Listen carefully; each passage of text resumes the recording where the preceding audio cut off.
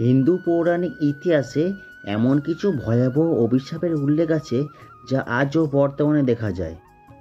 স্বয়ং দেবতারাও এই অভিশাপের হাত থেকে রক্ষা পাননি।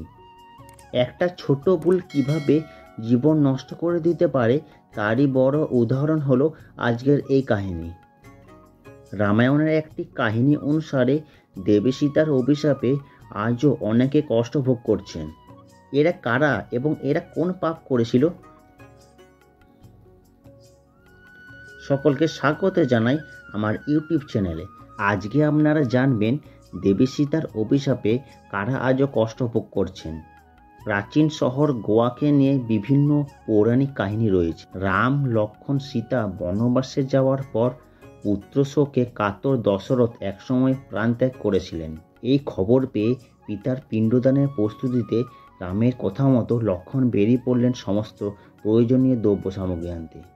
অনেক সময় পরেও লক্ষ্মণ না ফেরায় সীতার সুরক্ষা ব্যবস্থা করে রাম এই কাজে বেরিয়ে পড়লেন। তবে তারও আসতে বিলম্ব হওয়ায় দেবী সীতা নিজেই এ শ্রাদ্ধের কাজ শুরু করলেন। এই সময় তারা গোয়াতে নিবাস করছিলেন।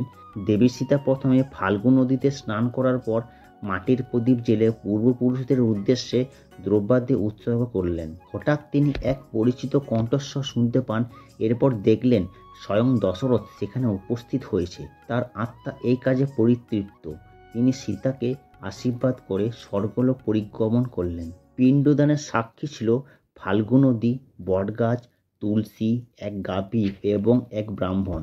একসময় রাম লক্ষ্মণ ফিরে আসলে সীতা তাঁদের সব ঘটনা খুলে বললেন কিভাবে রামের অনুপস্থিতিতে এই কাজ তিনি করেছেন। তবে সীতার এই কথা সহজে বিশ্বাস করতে পারবেন না রাম লক্ষ্মণ। তার অবিশ্বাস ভাঙতে সীতা তার 5 সাক্ষীকে ডেকে পাঠান। এবার তাদের কথাতে হয়তো শ্রীরাম বিশ্বাস করবেন। কিন্তু আশ্চর্য বিষয়, ফাল্গু নদী, গাভী, তুলসী, ব্রাহ্মণ প্রত্যেকে একথা অস্বীকার করল। কিন্তু শুধুমাত্র বটগাছ একথা স্বীকার করলো যে দেবী সীতা এ কাজ সম্পন্ন করেছে। কিন্তু 5 জনের মধ্যে একজন সাক্ষী দিলে রাম লক্ষ্মণ সে কথায় বিশ্বাস করলেন না এবং পুনরায় পিতার শেষকৃত্য করতে বসলেন। তখন স্বর্গ থেকে স্বয়ং দশরথ পুনরায় আবির্ভূত হলেন এবং পুত্রদের জানালেন যে সীতার সত্য কথা। স্বয়ং দশরথ বললেন যে শেষকৃত্য হয়ে গেছে, এই পুনরাবৃত্তির আর দরকার নেই। তখন রাম লক্ষ্মণ নিজেদের ভুল বুঝতে পেরে অত্যন্ত লজ্জিত হলেন। এই অপমানজনক ঘটনার পর দেবী সীতা ক্রোধান্বিত হন। ফলে দেবী সীতা সেই 4 সাক্ষীকে অভিশাপ দেন যারা মিথ্যা কথা বলেছিলেন। সীতা ফাল্গু নদীকে অভিশাপ দেন যে এই নদী শুধুমাত্র গোয়ার মধ্যে মাটির তলা দিয়ে বইবে, যে কারণে ফাল্গু নদী হয়ে পড়বে অন্তঃসলীলা। এরপর তিনি গাভীকে শাপ দেন যে তার মুখ অপবিত্র হয়ে থাকবে এবং তার পিছনের অংশই পবিত্র বলে বিবেচিত হবে। এরপর তিনি ব্রাহ্মণকে শাপ দেন যে তিনি কখনোই পরিতৃপ্ত হবেন না, সবসময় ক্ষুধার্ত থাকবেন এবং চাহিদা সবসময় বেড়েই যাবে। এরপর তুলসীকে অভিশাপ দেয় যে এত পবিত্র হওয়ার পরেও তার জন্ম গোয়াতে হবে না, যেখানে সেখানে হবে।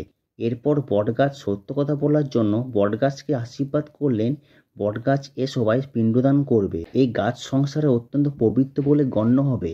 এইভাবে দেবী সীতার অভিশাপে এই 4 জন আজও কষ্টভোগ করছে। তো কেমন লাগলো আজকের এই ভিডিওটি ভালো লাগলে চ্যানেলটি অবশ্যই সাবস্ক্রাইব করে দেবেন। তাহলে দেখা হচ্ছে পরের ভিডিওতে।